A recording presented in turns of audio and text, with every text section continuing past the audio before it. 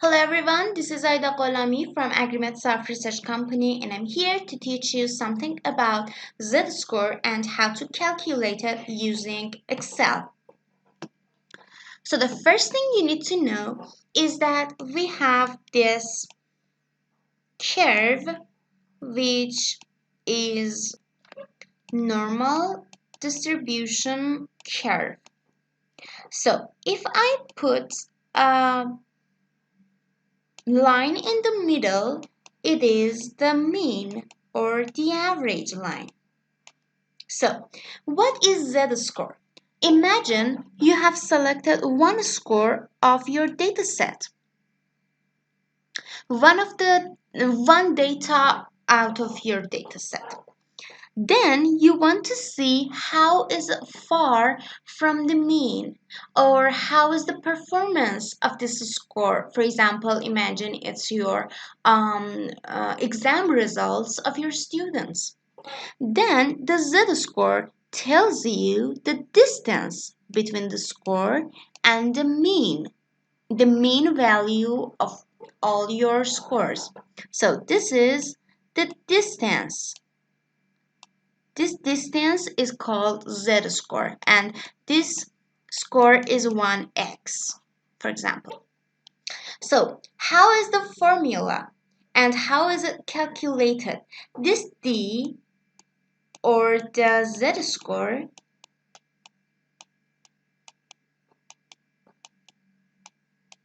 I'm sorry, it's a very bad handwriting and I just apologize.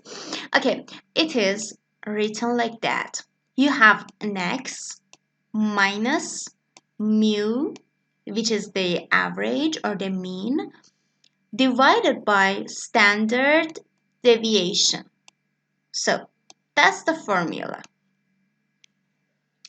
If I want to get you an example for how is it really working and how is it how is it used, let's take this beautiful pen and here you have an example. Okay, you have a class of students. You get an exam and this is the results: 3, 4, 10, 8, I'm sorry, 8 and 5. Now you want to see how is this student performing. Is it really bad or is it good or is it normal or what it is? How is this student performing in this class? So we calculate the Z-score, which is 3 minus the mean on the standard deviation.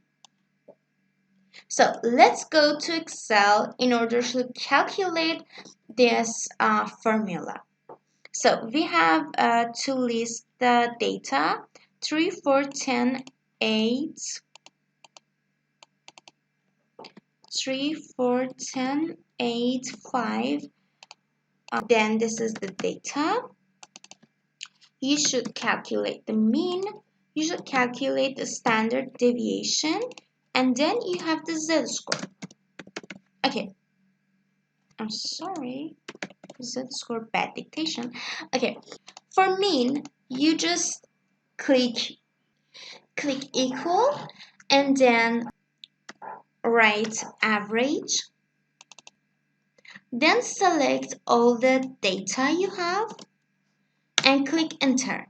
So the mean for this data set is 6. Then you go through standard deviation. Click equal, type standard deviation for sample, and then select your data. Then click OK. So this is the standard deviation of this data set. Then you want to calculate the Z-score. So click equal, then get the X. You want to calculate Z-score for this score specifically. You don't calculate z-score for all your data set. You should calculate it separately for each data of your data set. So then get the data minus the mean, and then we need some parentheses here, okay, and then divide it by the standard deviation and close all the parentheses and click OK. So the z-score for this student is minus 1.02. But another tip I just forgot to tell you, and it's very important, is that the z-score bounces between -3 to +3.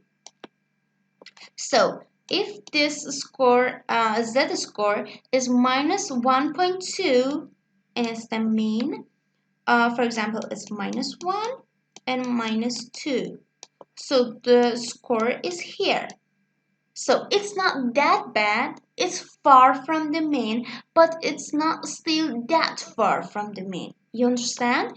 So this student has to improve herself, has to progress, but it's still a little bit close to the mean. So that's it for today's video, and I wish you have learned new things. Please like this video, give us a thumbs up, and subscribe. Give us a chance to teach you something new. I will see you in the next video, and bye.